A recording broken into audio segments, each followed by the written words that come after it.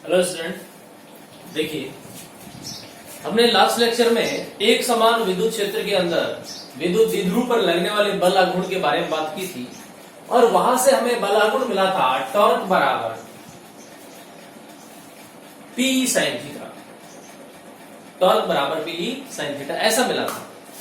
अब कुछ बच्चों की प्रॉब्लम थी कि जैसे जो जो फॉर्मूले हमने ड्राइव किए हैं, जो जो फॉर्मूले हमारे पास आए हैं, उनके ऊपर कुछ एक आगे क्वेश्चन हो जाए, कुछ क्वेश्चन हो जाए। तो आज की वीडियो में हम जितने भी फॉर्मूले हैं उनके ऊपर बेस्ड जो क्वेश्चन है, जो आगे क्वेश्चन है, उनके ऊपर बात करेंगे। क्लियर? तो अब सबसे पहले हमारे पास क्वेश्चन है ये, देखिए बोर्ड पे, तीन सर्वसम चालक जिसमें ए पर +4 गुलाम, ए पर कितना है +4 गुलाम है, बी पर -6 गुलाम है। देखिए ए पर +4 गुलाम, बी पर है -6 गुलाम और सी पर है -2 गुलाम। ये चार्ज है, यानी हमारे पास तीन सर्वसम चालक गोले हैं, समान आकार के, समान परिमाण के, जो समान आकार के तीन चालक गोले हैं। एक के ऊपर आवेश है 4 गुलाम, ये पॉजिटिव है, दूसरे के ऊपर 6 गुलाम, ये नेगेटिव है, और जो तीसरा है उसके ऊपर है -2 गुलाम। अब बात क्या है आगे देखिए, बट समझे उसको। पहले सी को ए से संपर्क कराया जाता है, पहले सी को किससे संपर्क कराया जाता है? ए से संपर्क कराया जाता है, फिर उसे बी से संपर्क कराया जाता है, फिर उसे किससे संपर्क कराएंगे? बी से। पहले सी को ए के संपर्क में लाया जाता है, फिर सी को किसके संपर्क में लाया जाता है? बी के संपर्क में लाया जाता है। ए और बी के बीच की दूरी 2 मीटर है, तो संपर्क से पूर्व और संपर्क के बाद में नया बल कितना होगा वो हमें यहां से ज्ञात करना है। अब आप देखें, संपर्क से पूर्व और संपर्क के बाद में, अब यहां पर समझने वाली बात यह है कि संपर्क से पूर्व हमारे पास क्या है? हमारे पास क्वेश्चन दिया हुआ 3 सर्वसम चालक गोले हैं, समझ में नहीं आ रहा कि किन को लें और किसको छोड़ें। अब यहां पर क्वेश्चन जब आगे बढ़ेंगे तो यहां से इंफॉर्मेशन मिलेगी कि ए और बी के बीच की दूरी 2 मीटर है। इसका मतलब जब हम इसके लिए बल निकालेंगे तो F बराबर KQ,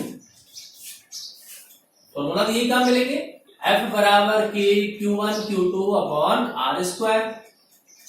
क्लियर? ऐसा मान तो होगा। तो इसको करने के लिए इस टाइप के जो क्वेश्चन होते हैं वो किस प्रकार से सोल्व किया जाता है आप समझे। देखिए, हमने कहा कि ये हमारे पास 3 सर्वसम चालक गोले हैं। ये वाला चालक गोला है ए और ये वाला चालक गोला है बी। ठीक है? अब इन दोनों के बीच की डिस्टेंस दी हुई है, ए और बी के बीच की डिस्टेंस दी हुई है, और कितनी दे रखी है? वो डिस्टेंस हमारे पास है 2 मीटर। इन दोनों के बीच की दूरी कितनी है? 2 मीटर। देखो सेंटीमीटर में है नहीं, इसलिए कुछ भी कन्वर्ट तो करना नहीं पड़ेगा। अभी जो मान है वो हमारे पास 2 मीटर है और हम इनको संपर्क नहीं करा रहे हैं। जब संपर्क नहीं करा रहे हैं तो उस स्थिति में, उस कंडीशन में हमारे पास इनके बीच में लगने वाला बल कितना होगा। तो आप ध्यान दें कि ए और बी के बीच की डिस्टेंस दी हुई है, सी का कोई रोल नहीं है। ये हमारे पास जो आवेश है वो कुछ कौन से प्रकार का है? सी तीसरे प्रकार का है, ऐसा मान लेते हैं। इन दोनों के बीच की डिस्टेंस है, तीसरे का कोई रोल नहीं है, क्योंकि तीसरे को अभी हमने टच नहीं कराया है, संपर्क में नहीं लाए हैं हम। तो क्या होगा? संपर्क से पूर्व सबसे पहले क्या करें? संपर्क से पूर्व। संपर्क से पूर्व क्या हुआ? जब हम इनको टच नहीं करा रहे हैं तब की स्थिति है, या हम इसको कह सकते हैं प्रथम स्थिति में। प्रथम स्थिति में जो बल है वो क्या निकाले, किस प्रकार से निकाला जाएगा? लगने वाला बल F बराबर KQ1 Q2 upon R²। KQ1 Q2 upon R²। अब आप यहां पर एक बात याद रखें कि या तो हम इसकी जगह K लिखें या K नहीं लिखें, तो इसका मान लिखे कंप्लीट 1/4πε0, और 1/4πε0 जो इसका मान होता है 9 × 10⁹ इतना हमारे पास मान आया था। ठीक है?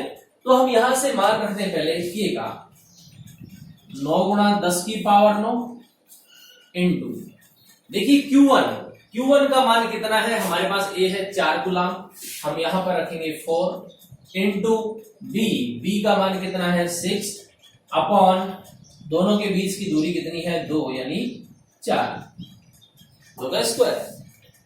अब आप देखें कि 9 गुणा 10 की पावर 9 4 गुणा 6।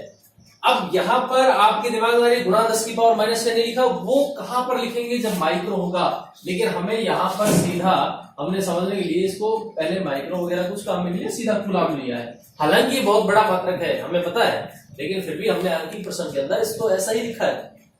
अब क्या करना है, तो आपके दिमाग में एक बात और भी आ सकती है, यहां पर भी माइनस है, यहां पर भी क्या है माइनस है, तो आपने यहां माइनस क्यों नहीं लिखा। जब हम आंतरिक प्रश्न सॉल्व करेंगे तो ये सिर्फ प्रकृति बताने का काम कर रहे हैं, यहां पर हम उनको साइन को काम में नहीं लेंगे, साइन काम में नहीं लेंगे।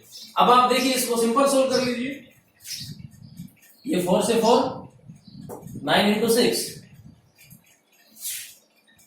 और साथ में ये देखिए इस प्रकार की जो पावर है उनको क्या करेंगे, क्या किया जाएगा, उनका जो पावर है उसको इसी प्रकार से लिखा जाएगा 9 गुणा 6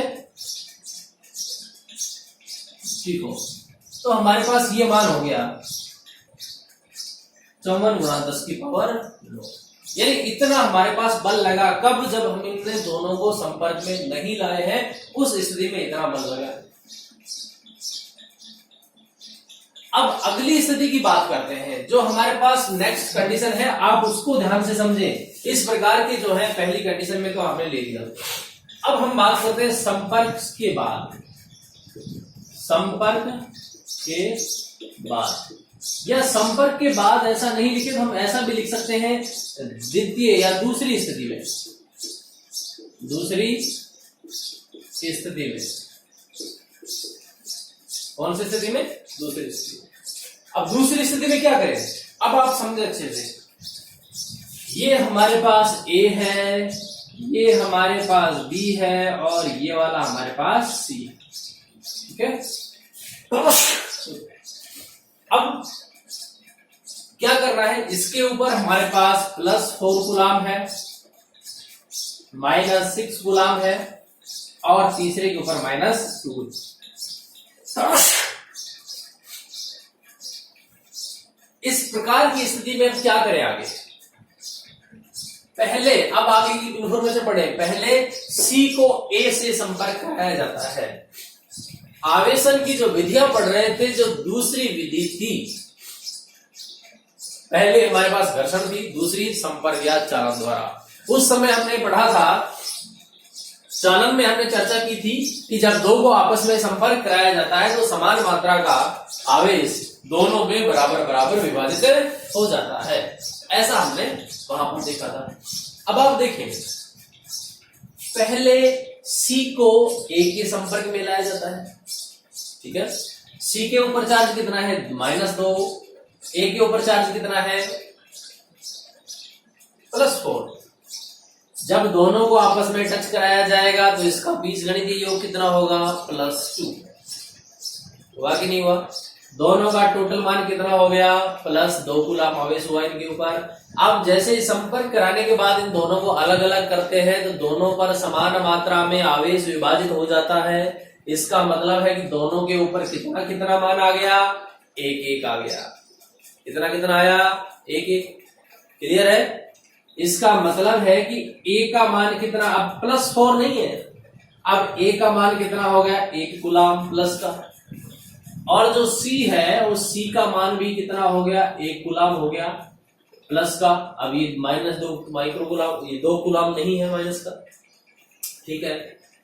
अब क्या करें, इस C को वापस उठाओ और किसके संपर्क में ले गए, B के संपर्क में लाया जाए। जब B के संपर्क में लाया जाए तो B को फिर इस चीज के साथ कराए तो बीजगणितीय योग कितना होगा, बीजगणितीय योग यहां से कितना होगा -6 1 यानी -5। टोटल चार्ज इन दोनों के ऊपर कितना है 5। अब जैसे ये अलग अलग होंगे तो समान मात्रा का आवेश दोनों में बराबर बराबर विभाजित हो जाएगा। इसका मतलब दोनों जो है C और B दोनों के ऊपर कितना कितना आएगा 2.5 आ जाएगा, टोटल मान कितना हो गया 5। अब इसके ऊपर मान कितना हो गया 2.5। इसका मान भी कितना हो गया 2.5।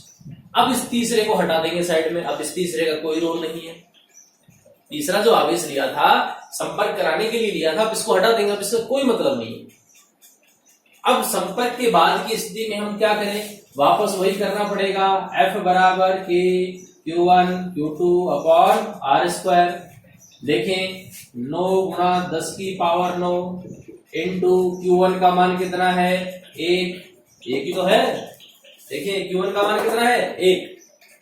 Q2 मतलब ये B वाला, इसका मान कितना होगा इंटू 2.5 बटा 4। क्लियर। तो अब यहां से इसको हल कर ले। हल करेंगे तो हमारे पास 9 गुणा 2.5 कितना हुआ, ये हमारे पास हो गया 22.5 इंटू 10 की पावर 9 बटा कितना है 4। तो यानी ये हमारे पास कितना हो गया 5.6 के आसपास इतना बल मिला है। तो इस प्रकार के जो क्वेश्चन है जो संपर्क कराने वाले हैं उनको इस प्रकार से लिखा किया जाएगा हल। आगे इनके मात्रक लिख दीजिए, इतना न्यूटन बल इस पे काम कर रहा है, इतना न्यूटन बल इस पे काम कर रहा है, ये इनके मात्रक हो गए। तो इस प्रकार के सवालों को ऐसे किया जाएगा। अब आगे दूसरे टाइप के क्वेश्चन देखते हैं। देखिए अगला क्वेश्चन ऐसा है। अब यहां पर क्या करें, अब आप याद कीजिए हमने प्रावैधुतांक की परिभाषा पढ़ी थी, वहां से उसमें डेफिनेशन पढ़ी थी। तो हमारे पास वो डेफिनेशन क्या कहती थी कि एप्सिलॉन आर बराबर F upon F M. Epsilon R बराबर एफ अपॉन एफ एम। निर्वात में बल और किसी माध्यम में बल, अभिष्ट माध्यम के अंदर बल, ऐसा हमारे पास फॉर्मूला प्रावैधुतांक के लिए। ठीक था। अब आप देखिए कि निर्वात में रखे दो बिंदुओं आवेशों के मध्य बल 18 न्यूटन है। निर्वात में रखे दो बिंदुओं आवेशों के मध्य बल कितना है 18 न्यूटन है। यदि 1 mm मोटाई तथा 6 परावर्तनांक की कांच की पट्टिका इन आवेशों के मध्य रख दी जाए तब बल का मान कितना होगा, यानी बल का मान ज्ञात करो। किसका पूछा है, परावर्तनांक का मान दे दिया, इसका मतलब हमें उसने किसका मान दिया है एप्सिलॉन आर का मान दे दिया। तो हम लिखें एप्सिलॉन आर बराबर 6 परावर्तनांक। एफ का जो मान है वो कितना है 18 न्यूटन। फाइंड क्या करना है एफ एम निकालना है हमें। तो इसके लिए कुछ भी नहीं करना, सीधे फॉर्मूले में वैल्यू पुट करनी है। तो क्या करें एप्सिलॉन आर बराबर एफ अपॉन एफ एम, ये लिखा जाएगा। तो एफ एम बराबर एफ अपॉन एप्सिलॉन आर यानी 18 बटा 6 कितना हो गया 3 न्यूटन बल काम करेगा। तो इस प्रकार के जो सवाल है इनको इस प्रकार से हल किया जाएगा, जिसमें सिर्फ और सिर्फ क्या पूछा गया है एप्सिलॉन आर की वैल्यू पूछी गई। अब आगे जो नेक्स्ट है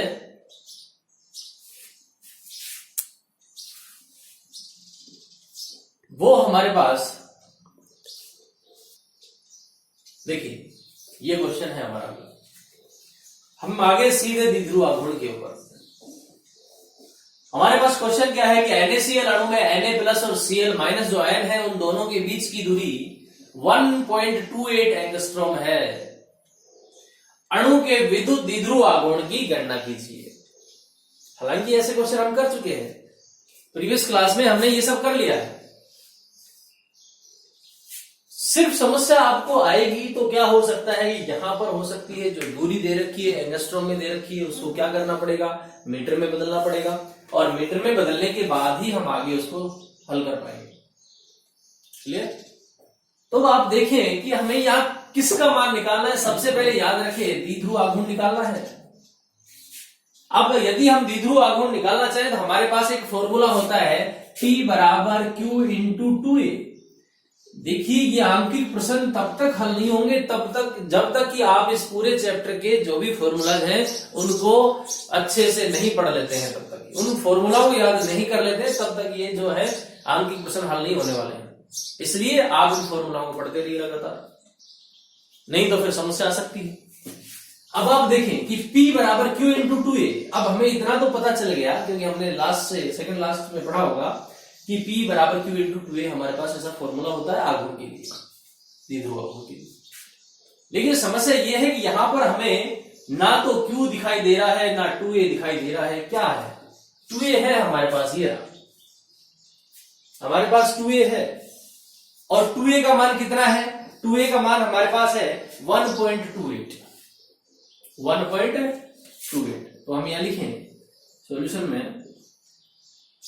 कि 2A बराबर 1.28 एंगस्ट्रॉम। अब 1.28 एंगस्ट्रॉम जो है, इसको मीटर में बदलने के लिए क्या करें? इसको मीटर में बदलने के लिए हम 10 की पावर माइनस 10 के साथ मल्टीप्लाई कर दें, तो हम इसको लिखें 1.28 गुणा 10 की पावर माइनस 10 मीटर। अब ये मीटर में बदल चुका है। NaCl में Na प्लस और Cl माइनस आयन के अणुओं के मध्य 1.28 एंगस्ट्रॉम है। ये इतनी इंफॉर्मेशन तो क्वेश्चन में दी हुई है, लेकिन समस्या ये आती है कि बाकी और इंफॉर्मेशन क्वेश्चन में है नहीं। हमने यहां पर P बराबर Q into 2A formula apply करना चाह रहे हैं, वास्तव में होगा भी ऐसा ही, लेकिन समस्या ये आ रही ये चीज हमारे पास नहीं है। मतलब जो Q है, Q किसके लिए काम में आ रहा है? आवेश के लिए काम में आ रहा है। आवेश हमारे पास है नहीं। जब आवेश हमारे पास है नहीं तो हम किसको काम में लें? देखिए, जब हम चार्ज की बात कर रहे थे तो हमने चार्ज पढ़ा था, चार्ज के अंदर हमने इलेक्ट्रॉन प्रोटॉन का पढ़ा था।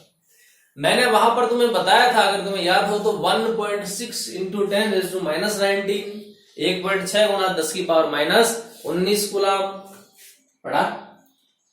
एक के लिए मैंने कहा था पॉजिटिव होगा, दूसरे के लिए कहा था नेगेटिव होगा। तो क्योंकि परिमाण में समान ही रहेंगे, दोनों के दोनों मान सेम है, सिर्फ प्लस माइनस का फर्क रहेगा। तो हम क्यों ना यहां पर क्यू, ये क्यू क्या है? आवेश ही तो है। यहां पर देखिए पॉजिटिव है, यहां पर क्या है? नेगेटिव है। एक ऋणायन है, एक धनायन है। तो वास्तव में आवेश क्या है? यानी क्यू का मान कितना होगा? 1.6 इंटू 10 माइनस 19। इतना मान होगा कि नहीं होगा? होगा। 1.6 गुणा 10 की पावर माइनस 19, इतना मान होगा। अब क्या करें? अब ये फॉर्मूला अप्लाई कर दें यहां पर। अब ये फॉर्मूला यहां ले आए कि P बराबर Q इंटू 2। P बराबर Q इंटू 2A। Q का मान कितना है?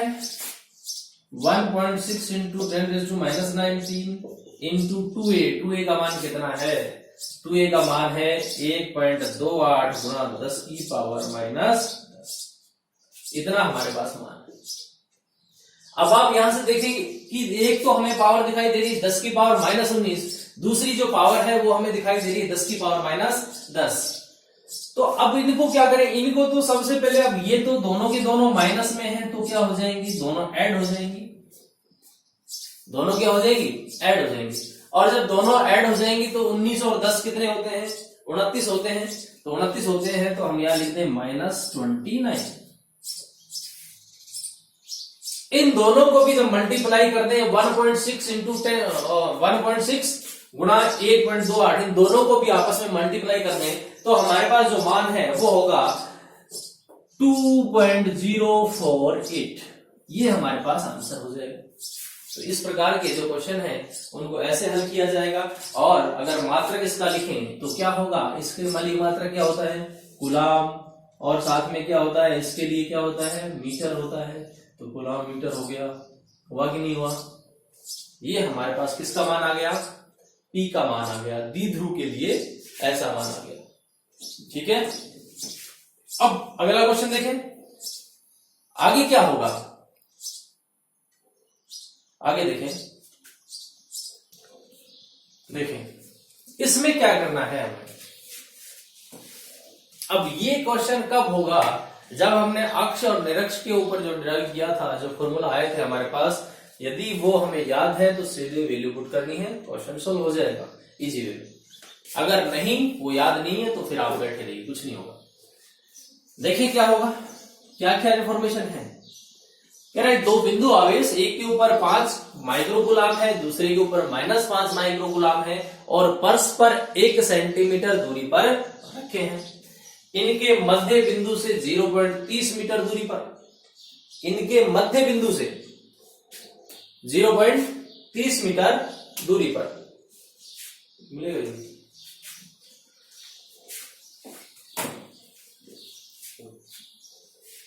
तो देखें एक परस्पर 1 सेंटीमीटर दूरी पर रखे, इनके मध्य बिंदु से 0.30 सेंटीमीटर दूरी पर, सीधे मीटर दिया हुआ है, सेंटीमीटर नहीं है, सेंटीमीटर वहां था हमारे पास 1 सेंटीमीटर दूरी पर अक्षीय स्थिति में और निरक्षीय स्थिति में द्विध्रुव आघूर्ण की गणना करनी है। अक्षीय और निरक्षीय स्थिति में विद्युत क्षेत्र की गणना करनी है। किसकी गणना करनी है? विद्युत क्षेत्र की, यानी विद्युत क्षेत्र की तीव्रता हमें यहां पर फाइंड करनी है, कितनी होगी। अब याद कीजिए मैंने उस समय तुम्हें बताया था कि 2kp/r³ और एक हमारे पास आया था kp/r³। इस प्रकार के आए थे, दोनों के रिजल्ट तो यही थे, 2kp/r³ और नीचे था kp/r³। इस प्रकार के दोनों मान मिले थे। अब आप देखें कि जब ये अक्षीय स्थिति की बात कर रहा है, देखिए जो जनरल इंफॉर्मेशन है वो हमारे पास क्या है, Q बराबर 5 माइक्रोकूलम, यानी 5 × 10⁻⁻⁶ सबसे पहले इसको बदल दीजिए, ठीक है। दोनों के बीच की दूरी जो है, दोनों का विस्थापन है 2a और 2a का मान कितना है 1 सेंटीमीटर। इसका मतलब है 10⁻⁻2 मीटर, ऐसा लिखते हैं हम। 1 सेंटीमीटर के लिए हम क्या लिख सकते हैं, 10⁻⁻2 मीटर ऐसा लिख देते हैं। अब हम बात करते हैं द्विध्रुव आघूर्ण की। किसकी बात करें? द्विध्रुव आघूर्ण की। अब आपके दिमाग में एक बात आ सकती है, द्विध्रुव आघूर्ण की जरूरत कहां पड़ी? यहां पर तो हमें कोई ऐसी इंफॉर्मेशन गिवन है ही नहीं कि द्विध्रुव आघूर्ण निकालिए। हमारे पास तो है कि अक्ष और निरक्ष स्थिति में विद्युत क्षेत्र की तीव्रता की गणना कीजिए, ऐसा है। द्विध्रुव आघूर्ण की जरूरत क्यों पड़ेगी? क्योंकि अब फॉर्मूला याद कीजिए, के का मतलब 1/4πε0। P क्या है? अरे भाई P तो है P बराबर Q × 2a। अब याद रखिए P बराबर Q × 2a। देखिए अभी हमें यहां से मिला, Q मिल गया और 2a मिल गया। तो सबसे जो पहली स्थिति है हमारी, पहली स्थिति क्या है, या फिर एक सिंपल मेथड के लिए भी हो सकता है, चलो इसी से कर लेते हैं हम। सबसे पहला हम देखते हैं अक्षीय स्थिति में। अक्षीय स्थिति में, अक्षीय स्थिति में क्या होगा, यानी अक्ष के ऊपर विद्युत क्षेत्र की तीव्रता कितनी होगी? अक्ष के ऊपर विद्युत क्षेत्र की तीव्रता जो है 2kp/r³। ये फॉर्मूला होता है अक्षीय स्थिति में विद्युत क्षेत्र की तीव्रता निकालने के लिए, 2kp/r³। क्लियर? 2kp/r³। अब आप यहां देखें, ये तो हमारी ई अक्षीय हो गया, रख देते हैं मान 2 गुणा kp। k का मान कितना है 9 × 10⁻⁹। p का मान कितना है? p का मान देखें, p हमारे पास है Q × 2a और वास्तव में अगर देखा जाए तो ये हमारे पास मान कितना होगा 5 × 10⁻⁻6 ऊपर है, 10⁻2 नीचे है। तो मैं क्यों ना इसको, या तो आप ऐसा लिखें 5 × 10⁻6 × 10⁻2 ऐसा लिख लें इसको, ठीक है। और अगर ऐसा नहीं लिखना चाहते हैं तो हम क्या लिखें, सीधा 5 × 10⁻8 भी लिख सकते हैं इसको, 5 × 10⁻8 ऐसा लिख लें। अब और किसकी जरूरत पड़ेगी? R की जरूरत पड़ेगी।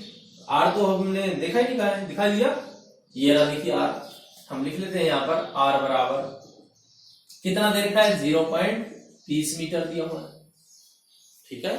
तो हम यहां से क्या करें, R 0.30 स्क्वायर की क्यूब, याद कीजिए स्क्वायर के लिए अलग पोजीशन थी, लेकिन यहां पर हमारे पास क्या है, क्यूब है, ये पावर 3, ठीक है।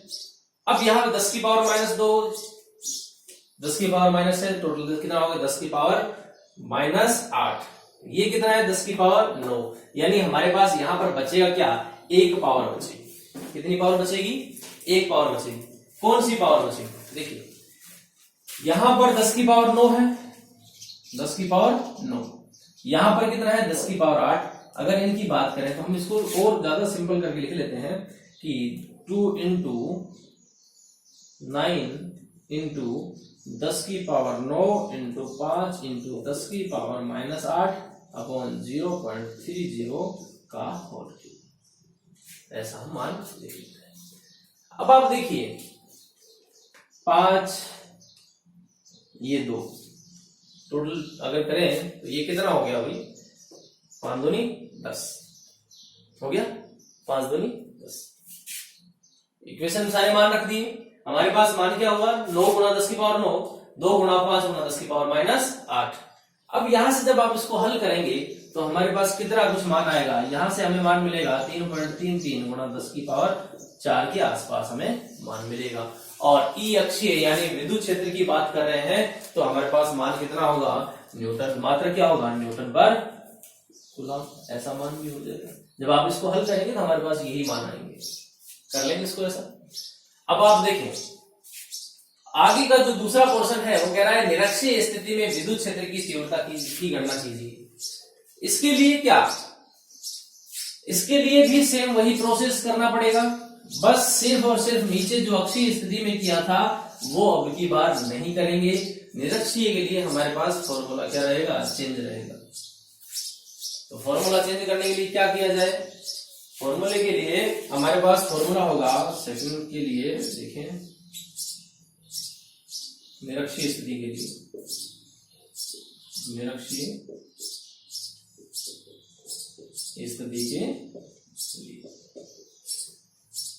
निरक्षीय स्थिति के लिए क्या होगा, ई निरक्षीय बराबर Kp अपॉन आर क्यूब। उसमें था 2 Kp अपॉन आर क्यूब, लेकिन अब की बार है हमारे पास Kp अपॉन आर क्यूब।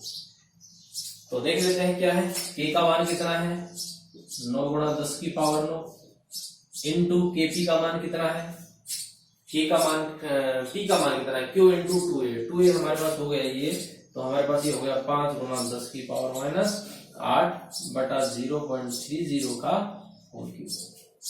हो गया इतना। आगे इसको हल कर लेंगे, हल करेंगे तो हमारे पास कितना मान आएगा, जब आप इसको मल्टीप्लाई करेंगे तो 1.67 इंटू 10⁴ मीटर पर ऐसा मान मिलेगा। किसके लिए, अक्षीय और निरक्षीय स्थिति में हमें विद्युत क्षेत्र की तीव्रता के लिए ये सब मान मिलेगा। तो इस प्रकार के अभी जितने भी हमने फॉर्मूले एग्जाम में लिए हैं, एक कूलाम नियम से, एक कई बार पूछ लेता है गुरुत्वाकर्षण नियम और कूलाम नियम में तुलना कीजिए दोनों के लिए, तो वो भी दोनों का मान निकाल के उसके लिए क्या होता है, उसके लिए अगर देखिए निकालना पड़े, अगर दोनों की तुलना करनी पड़े तो क्या करेंगे उसके लिए,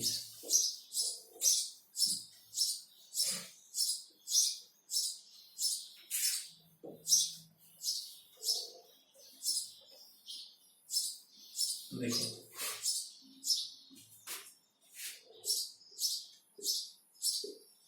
हालांकि मैं बता चुका हूं ये, फिर भी आप देख रहे हैं इस पे बेस्ड भी ये क्वेश्चन है हमारे, वो पूछ लेता है कि बार दोनों में तुलना करने के लिए, गुरुत्वाकर्षण और किसमें, कूलाम।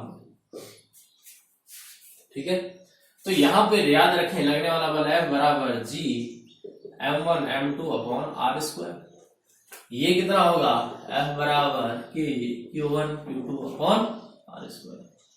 ऐसी कंडीशन में ये देखिए इसका तो कोई वैल्यूएशन है नहीं, आर स्क्वायर मान लीजिए दोनों में तुलना करने के लिए कुछ आंकड़े अलग हो तो हमारे पास m1 और m2 दोनों मान अलग अलग होंगे, जबकि हमारे पास डिस्टेंस क्या होगी, सेम ही रहेगी। यहाँ पर g का मान अलग रहेगा, यहाँ पर k का मान अलग रहेगा। ठीक है, और Q1 Q2 ये आवेश के लिए है और ये क्या रहेंगे, द्रव्यमान के लिए रहेंगे। तो इस प्रकार से हम उनको हल कर सकते हैं। आज की वीडियो में इतना ही, नेक्स्ट अगले वीडियो में करेंगे, तब तक के लिए गुड बाय।